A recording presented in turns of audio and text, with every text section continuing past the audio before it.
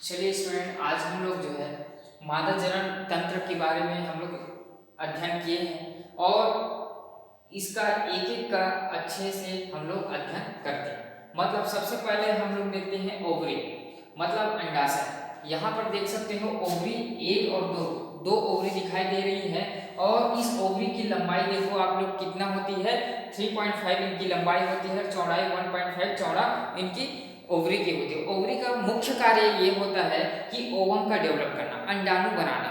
अंडाणु बना लेती हैं, उसके बाद क्या होती है, इस नली से होते हुए फर्टिलाइज होती है, मतलब निषेचन की क्रिया में भाग लेती है।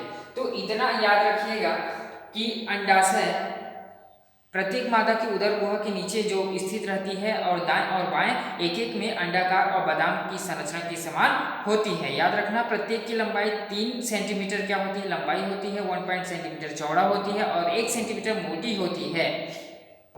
अब उसके बाद हम लोग बात करें यूटेरस, मतलब गर्भाशय। आप लोग देख सकते हैं यहाँ पर यूटेरस दिखाई दे रही है, ये इस साइड। यहाँ पर जो है एक जो है चौड़ी नुमा संरचना, ऊपर की जो पोर्शन होती है यूटेरस की क्या होती है, फैली हुई रहती है और नीचे जो है सकरा होती दबी हुई रहती है। यूटेरस की संरचना, इनकी लंबाई देखो 7.5 जो है इनकी लंबाई होती है, 7.5 सेंटीमीटर लंबाई और 5 सेंटीमीटर चौड़ाई होती है, 3.5 सेंटीमीटर मोटाई होती है। याद रखना यूटेरस की, जिसको हम बोलते हैं गर्भाशय। और ये कहाँ होती है, मूत्राशय और मलद्वार के श्रेणी में की गुहा के पास स्थिर होती है और इनकी ऊपरी हिस्सा चौड़ा और निचली हिस्सा जो है सकरा हुआ रहता है, जिसे ग्रीवा या सर्विक्स कहते हैं। इसके दीवार की बाहरी स्तर पर जो है मायोमेट्रियम तथा भीतरी स्तर जो होती है इसको एंडोमेट्रियम कहा जाता है। याद रखना। उसके नीचे हम लोग बात करें योनि, वेजाइना, तो देखो हम लोग बात किए थे ओवरी, ओवरी से निषेचन में गई और यहाँ से ओवम का फॉर्मेशन हुआ, ओवम का फॉर्मेशन निषेचन होकर के कहाँ गया, यूटेरस में गया, यूटेरस से किस में जाएगी, योनि में। तो योनि क्या होती है, इसको पढ़ें तो यूटेरस के नीचे की भाग जो होती है वो वेजाइना कहलाती है और 7 से 10 सेंटीमीटर लंबी पेशी नलिका होती है। याद रखना, 7 से 10 सेंटीमीटर पेशी नलिका होती है और इनकी जो ऊपरी भाग है गर्भाशय की ग्रीवा जुड़ा होता है और दूसरी तरफ देखें तो सीरा मादा जनन छिद्र के रूप में बाह्य यूरेथ्रा छिद्र के पीछे खुलता है, योनि द्वार जिसे कहा जाता है।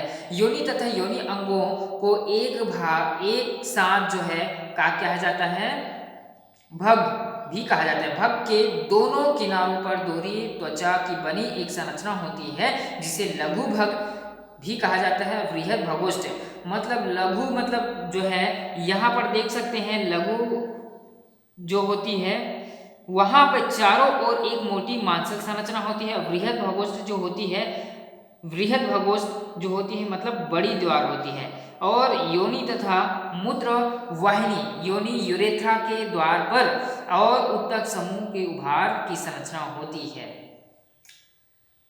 तो यहाँ तक आप सभी को स्पष्ट हो गया अंडाशय का क्या काम है, अंडवाहिनी का क्या काम है, यूटेरस का क्या काम है, वेजाइना का क्या काम है। यहाँ पर जो है वर्ग मैं लिखा हूँ तो एक बार फिर से मैं बता देता हूँ कि यहाँ पर ओवरी जो होती है वो हार्मोन्स डेवलपमेंट करती है, ओवम बनाती है और यहाँ पर देखो अंडवाहिनी, अंडवाहिनी मतलब जो है ये जब ओवम फॉर्मेशन हो जाता है तो ये जो है इस प्रकार से निषेचन की क्रिया में भाग लेते हैं और यूटेरस मतलब देख सकते हैं यहाँ पर जो फीटस के धारण करता है। जब बेबी डेवलपमेंट होनी रहती है तब गर्भाशय में क्या होती है, उस फीटस के दौरान बेबी का अच्छे से जो है न्यूट्रिशन प्रोवाइड किया जाता है, उस फीटस में रखा जाता है। योनि इसके जस्ट नीचे, यूटेरस के नीचे जो भाग होते हैं योनि जन्मनाल होती है। जब संपूर्ण जो है बेबी का डेवलपमेंट हो जाता है तो ये जन्मनाल के द्वारा बाहर चली जाती है। तो ये जो है यहाँ तक देख सकते हैं मादा जनन अंग, तो संपूर्ण संरचना यहाँ पर समझ में आ जाएगी।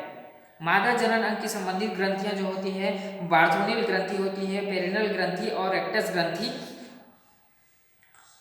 इस प्रकार मादा जनन अंग के कार्य देखेंगे तो इसमें जो है मादा जनन अंग जो होती है, जैसे कि अंड जनन की प्रक्रिया में अंडों का निर्माण करना, है ना, मैथुन के समय योनि द्वार का शुक्राणुओं का संग्रहण करना, निषेचन के समय उनकी उपस्थिति वातावरण उपस्थित यानी कि उपयुक्त वातावरण उनको प्रदान किया जाता है, और अंडाणुओं को जो है फेब्री तथा पकड़कर गर्भाशय तक पहुंचाना। यहाँ पर देख सकते हैं, यहाँ पे फेब्रिया दिख रहा है, ये जो है क्या करती है, ओवम को ले जाने का काम करती है निषेचन अंगों तक, और ये जाती है यूट्रस में खोलती है, यूट्रस में क्या करती है, वहां तक पहुंचाने की यहाँ पर जो है फिंगर नुमा संरचना होती है, उसके माध्यम से क्या करती है, ले जाया जाता है, और गर्भाशय द्वारा निषेचन अंडाणु द्वारा भ्रूण परिवर्धन उचित स्थान पर पहुंच जाती है। और इतना ही नहीं कि विकासशील भ्रूण को पोषण प्रदान भी किया जाता है। शिशु के जन्म के पश्चात जो है दुग्ध के रूप में पोषण व्यवस्था करना। तो इस प्रकार हम देख सकते हैं मादा जनन के कार्य।